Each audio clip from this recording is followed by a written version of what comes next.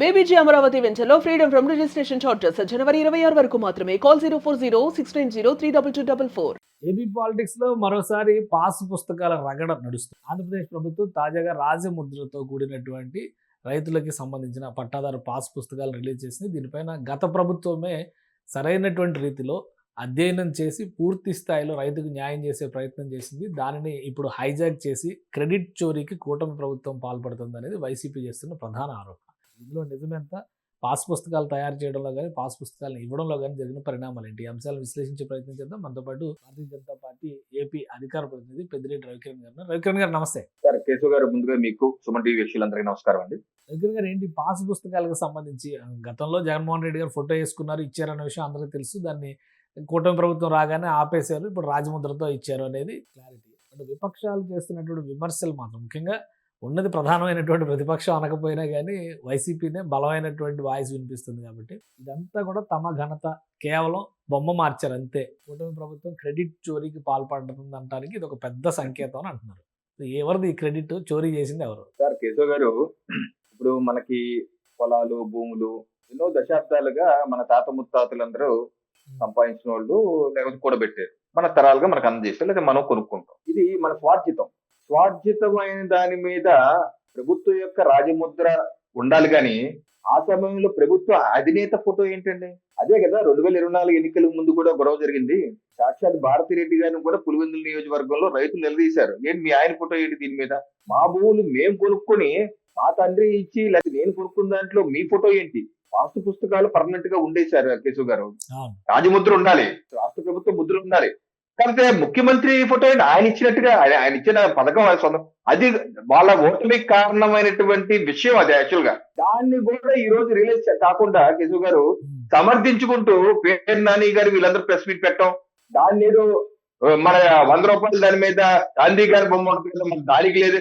చూడండి, విత్తనవాదం. డబ్బులేమో మన చేతుల్లో పర్మనెంట్ గా శాశ్వతంగా మన తాత మొత్తాలు ఇచ్చిందంటే ఆర్బీఐ ముద్రించి ఇస్తారు, వాళ్ళు కూడా తిప్పుకుంటారు, చేతులు మారిపోతా ఉంటాయి. పర్మనెంట్ గా ఉండేది కాదు కదా రూపాయి అనేది. దానికి పర్మనెంట్ గా ఉండే పత్రం చాలా తెలియట్లేదు వైసీపీ పార్టీకి. అంటే వాళ్ళు ఓటమికి యొక్క ముఖ్య విషయాలు కూడా విశ్లేషించకుండా ఈ రోజు కూడా బండగా. కానీ అంటే వాళ్ళు ఒక రెండు విషయాలు వాళ్ళు క్లియర్ గా చెప్తున్నారు. ఇప్పుడు అసలు ఫస్ట్ ట్రాకింగ్ సిస్టమ్స్ అన్ని ఇంప్లిమెంట్ చేసింది, సమగ్ర భూ సర్వే చేసింది జగన్మోహన్ రెడ్డి ప్రభుత్వమే. అదే డేటాని ఇప్పుడు కేవలం కవర్ మార్చి ఇచ్చారు అంటున్నారు. నిజమేనా? అసలు కూటమి ప్రభుత్వం గత 18 నెలల్లో భూ సర్వేలకు సంబంధించి కానీ, అసలైనటువంటి యాజమాన్య హక్కులు ఎవరివి అనేటువంటి విషయాలపైన కానీ ఎలాంటి అధ్యయనం లేకుండా కేవలం కవర్ మార్చి ఇచ్చిందా? సార్, ఇప్పుడు 2 అంశాలు.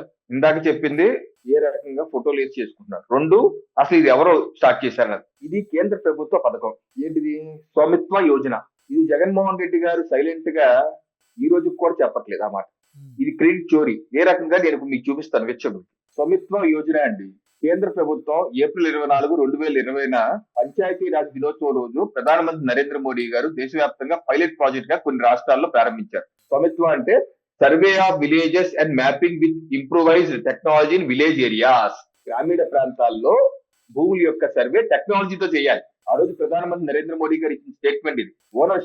Ownership of land and houses plays a big role in development of the country. దేశాభివృద్ధిలో ఏదైతే ఓనర్షిప్ ఉంటుందో, భూ హక్కు ఉందో, అది మంచి పునాది కలిగిస్తుంది. Record of property citizen record.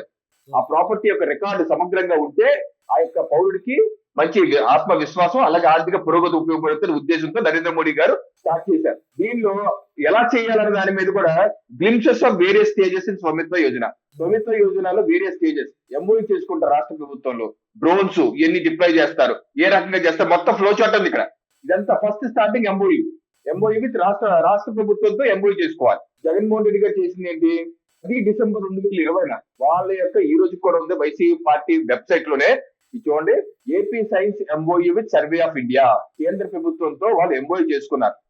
మొత్తం ఎన్ని భూములు సర్వే చేయడానికి ఈ పథకంలో భాగంగా ఏ రకంగా చేయాలని చెప్పి సర్వే చేస్తున్నారు కేశవ్ గారు. అలా సర్వే చేసుకున్నాక దానిలో ఆంధ్రప్రదేశ్ పైలట్ ప్రాజెక్ట్ గా ఉందని చెప్పి ఆ రోజు కేంద్ర ప్రభుత్వ మంత్రి గిరిరాజ్ సింగ్ గారు ఒక press bureau, PIB, press information bureau release చేసిన దాంట్లోనే 2వ పేజీలో phase 1 లో ఏప్రిల్ 2020 నుంచి March 2021 cover states of Haryana, Karnataka, Madhya Pradesh, Andhra Pradesh, Punjab, Rajasthan, Uttarakhand. phase 1 లో. phase 2 లో రిమైన్ చేస్తామని చెప్పి ఇక్కడే రాశారు. అంటే కేంద్ర ప్రభుత్వం కేంద్ర ప్రాయోజిత పథకం సార్ ఇది. ఈ విషయాన్ని సాక్షి కూడా 7 అక్టోబర్ 2021 7 అక్టోబర్ 2020 సాక్షి కూడా స్వామిత్వ యోజన పథకం యొక్క ముఖ్య ఉద్దేశాలు, ఏ రకంగా గ్రామాల్లో ఈ ప్రాపర్టీస్ భూ రికార్డులు ఏ రకంగా ఇవ్వాలని, దాన్ని ఏ రకంగా చేయాలని కూడా కేంద్ర ప్రభుత్వం, కేంద్ర రాష్ట్రాల పంచాయతీరాజ్ శాఖలు, సర్వే ఆఫ్ ఇండియా సంయుక్తంగా డ్రోన్ సాయంతో సర్వే చేస్తారు. ఈ రకంగా ఈ పథకం అమల్లోకి ఇక్కడే రాశారు. మోదీ గారు 2020 ఏప్రిల్ లోనే దీన్ని మొదలు పెట్టారు అని చెప్పి వాళ్ళ పేపర్ లో రాశారు. అది రాశాక కేశవ్ గారు ఆ తర్వాత రాష్ట్ర ప్రభుత్వం చట్టం చేసింది శాసనసభలో. ఎప్పుడది 22 నవంబర్ 2021 ఈ చట్టం చేసింది. ఈ చట్టాన్ని ముఖ్య ఉద్దేశం ఏంటంటే 1971లో ఉన్న పాస్బుక్ చట్టాన్ని సవరించారు.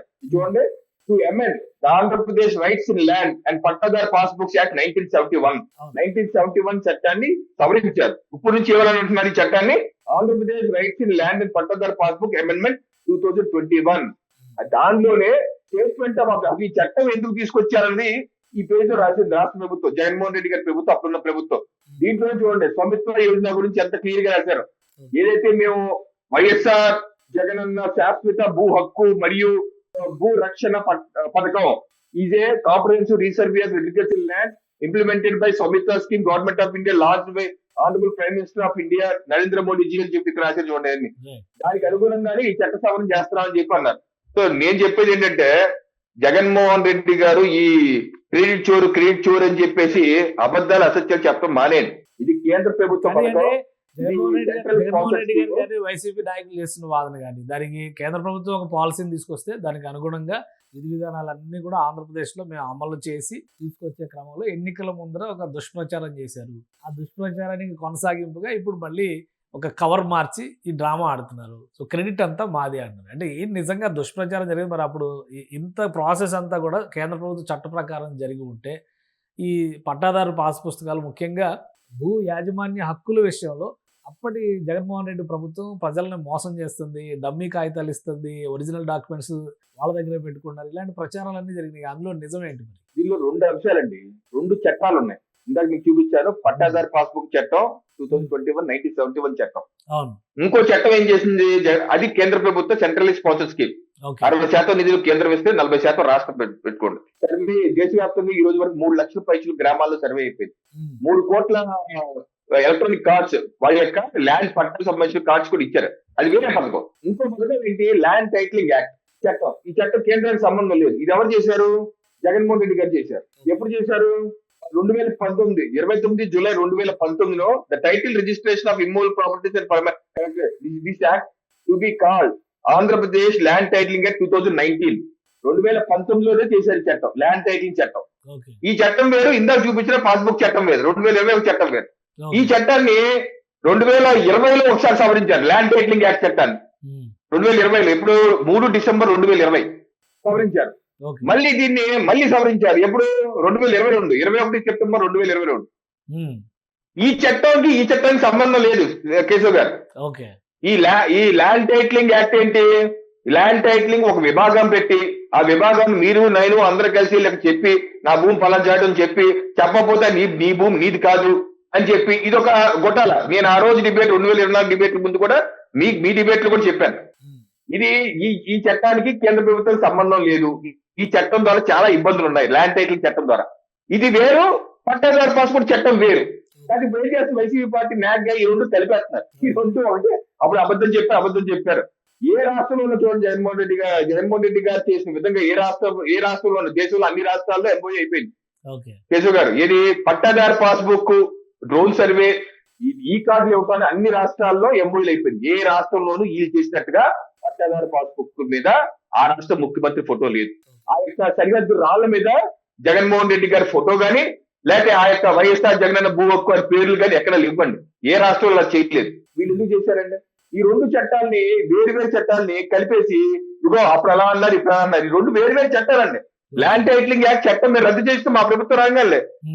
కానీ పట్టాదారు పాస్బుక్ చట్టం 2000 రద్దు చేయలేదు. ఇది కేంద్ర ప్రభుత్వం 1971 నుంచి ఉంది. అది 1971 ఉంది. దానిలో కొన్ని మాడిఫికేషన్ చేసి 21లో సవరించారు. కేంద్ర ప్రభుత్వ స్వామిత్వ యోజన దేశవ్యాప్తంగా అమలు అవుతుంది. కేంద్ర ప్రభుత్వం 60% నిధులు ఇస్తుంది. అది వేరు, ఇది వేరు.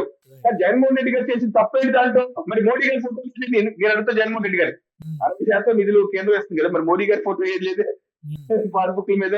మోడీ గారి ఫోటో వేయలేదే, రాళ్ల మీద సర్వే రాళ్ల మీద ఎందుకు వేయలేదు, మీ ఫోటో ఎందుకు, ఈ రోజుకి చెప్పుకున్నా దేశంలో మొట్టమొదటిగా మేలు చేశారు. అబద్ధం కాదని కేశవ్ గారు, దేశంలో మొట్టమొదటి మేలు చేశారు. అందుకని ఈ రెండు చట్టాలని కలిపేది, రెండు వేరు వేరు చట్టం, ల్యాండ్ టైటిలింగ్ యాక్ట్ దుర్మార్గమైన చట్టం. ఆ రోజు చెప్తారు. ఇప్పుడు క్లారిటీ మీరు చేస్తున్న తప్పులు మీరు రిపీట్ చేసుకోండి. కూటమి ప్రభుత్వం ఏపీ ప్రజలకు ఈ విషయంలో క్లారిటీ ఇవ్వగలిగిందా? విమర్శలు మాత్రం కొనసాగుతూనే ఉన్నాయా? మేమైతే చాలా స్పష్టంగా క్లారిటీ ఇచ్చామండి. ఎందుకంటే రాగానే మా ప్రభుత్వం ల్యాండ్ టైటిలింగ్ యాక్ట్ చట్టం రద్దు చేశాం కదా, రద్దు చేయడంతో క్లారిటీ వచ్చేసింది కదా. ఆ తర్వాత ఇప్పుడు ఏంటి, ఆ పాస్బుక్ చట్టం 2021 చట్టంలో అనగా ఏ అయితే ఫోటో పెట్టారో జగన్మోహన్ రెడ్డి గారు అది తీసేసి రాజభద్రతో ఇస్తున్నాం, తప్పేంటి? ఈ రోజు కూడా జగన్ గారు సమర్థించుకున్నా నా ఫోటో ఉంటే తప్పేంటి, సిగ్గుండాలి సార్. ఏ ముఖ్యమంత్రి ఆ ముఖ్యమంత్రి ఫోటోలు పెట్టుకుంటారు, బర్త్ సర్టిఫికేట్, డెత్ సర్టిఫికేట్ ఆ ముఖ్యమంత్రి ఫోటోలు పెట్టుకుంటారండి. ఇది ఇంకో విషయం చెప్పి ముగిస్తాను. యాక్చువల్ గా అంటే కుల ధృవీకరణ పత్రాల్లో జగన్మోహన్ రెడ్డి టైంలో ఆయన ఫోటో ఇచ్చారండి. ఇది కేంద్ర ప్రభుత్వంలో ఉన్న అనేక రిక్రూట్మెంట్ ఇది ఉద్యోగాల రిక్రూట్మెంట్ దాంట్లో ఆ ఏజెన్సీలు వాళ్ళు ఎవరు యాక్సెప్ట్ చేయలేదు. వ్యక్తుల ఫోటోలు తీసుకొచ్చి కుల ధృవీకరణ యాక్సెప్ట్ చేయమన్నారు. మళ్ళీ వాళ్ళు పొలిటికల్ పరిగెత్తుకుంటే వచ్చి అవన్నీ మార్చి రాజముద్రతో వాటికి ఈ ఫోటోలు పెట్టిన అడుగుతాను నేను. ఇప్పటికీ పోలేదు, ఎన్నికల్లో ఓడిపోయారు, 11 సీట్లు పరిమితం, ఇప్పుడు సరే వాళ్ళు రిలీజ్ కాకపోతే ఎలా అంటాను నేను. రైట్ థ్యాంక్ యూ రవికిరణ్ గారు విశ్లేషణ అందించేందుకు. ఇది ల్యాండ్ టైటిలింగ్ యాక్ట్ వేరు, అలానే భూ హక్కు చట్టానికి సంబంధించినటువంటి నిర్ణయాలు వేరు, కానీ రెండింటిని కలిపి రాజకీయం చేయడంలో వైసీపీ బిజీగా ఉంది. అయితే కేంద్ర ప్రభుత్వం స్పాన్సర్ చేసినటువంటి స్వామిత్వ యోజన నుంచి ప్రేరణ పొందడం ద్వారా ఆంధ్రప్రదేశ్లో భూ యాజమాన్య హక్కులకి సంబంధించినటువంటి పాస్ పుస్తకాల పంపిణీ జరుగుతుంది. ఇది రాజకీయాలకు ఏమాత్రం సంబంధం లేని వ్యవహారంగా రవికిరణ్ గారు విశ్లేషిస్తున్నారు. ఇది స్పెషల్ డిస్కషన్. Keep watching.